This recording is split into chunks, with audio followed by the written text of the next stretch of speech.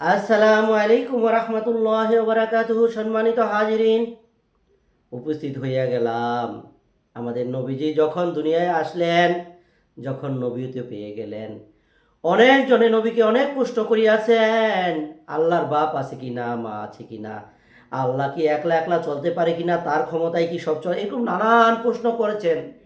তখন আল্লাহ রাব্বুল আলামিন সূরাতুল ইখলাস নাজিল করলেন। বিসমিল্লাহির রহমানির রহিম।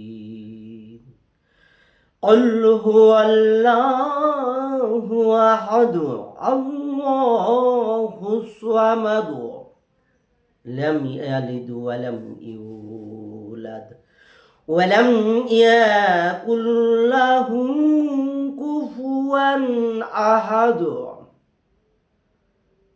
আল্লাহ রাব্বুল আলামিন ডাক দিয়া বলেন আল্লাহর হাবিবকে, আল্লাহু আল্লাহু আহাদ, হে আমার হাবিব বলে দেন আল্লাহ এক, আল্লাহ এক।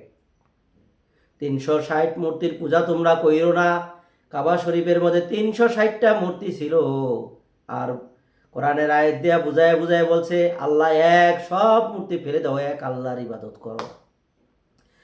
আল্লাহুস সামাদ, আল্লাহ কারো মুখাপেক্ষী নন, আল্লাহ কারোর সহযোগিতার প্রয়োজন হয় না, আল্লাহর সহযোগিতায় আমরা চলবো ভাই। লাম ইয়ালিদ ওয়া লাম ইউলাদ, আল্লাহ কাউকে জন্ম দেয়নি। আমরা যেমন মানব কুলে একজনের থেকে আরেকজন, আল্লাহ কাউকে জন্ম দেয়নি এবং আল্লাহ কারো থেকে জন্ম নেয়নি। কোন সুবহানাল্লাহ। ওয়ালাম ইয়াকুল্লাহু কুফুয়ান আহাদ, আল্লাহর সমতুল্য এই পৃথিবীতে আর ইহকাল পরকালে কেউ হবে না, কেউ নাই, কেউ নাই, কেউ নাই, অদ্বিতীয় আর কেউ হবে না, এক আল্লাহই থাকবেন। সেই জন্য ভাই দোস্ত বুজুর্গ, এক একটা সূরা যে নাজিল করছে, অবশ্যই একটা কিছু না কিছু ইহার মধ্যে রহিয়াছে। কারণ ছাড়া একটা সূরাও আল্লাহ পাক একটা আয়াতও নাজিল করেন নাই। সব কিছুই আমাদের কল্যাণের জন্য। এই কোরআনে মাজিদ আল্লাহর কোনো কল্যাণ হবে না, হবে আমাদের। আমরা যদি মানি আমরা জান্নাতবাসী হব, আর যদি না মানি ভাই আবুল আহাব বা আবু জাহাল। কোরআন হাদিস সঠিকভাবে বোঝার তৌফিক দান করুক। আজকে সবাই কাদার রজনী, শেষ রজনী ভাই, সকলেই বলে লাই। আল্লাহ রাব্বুল আলামিন ডাক দিয়া বলছেন, ওয়ামা আদরাকা মা লাইলাতুল কদর, কদর রজনী সম্বন্ধে তোমরা কি বোঝো?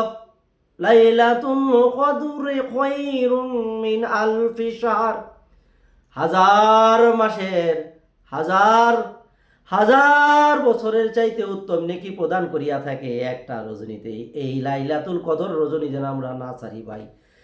আল্লাহর কাছে কান্নাকাটি করব, আল্লাহ আমাদেরকে মাফ করিয়া দিবেন, মাসুম বানিয়ে দিন, সকল বলে আমিন। এই কদরের রজনী নুসিলায় আল্লাহ আমাদেরকে সকলকে মাফ করিয়া দিবেন, আমিন আমিন সুম আমিন। ওমা তৌফিক ইল্লা বিল্লাহ। আসসালামু আলাইকুম রহমতুল্লাহি ওয়া বারাকাতুহু।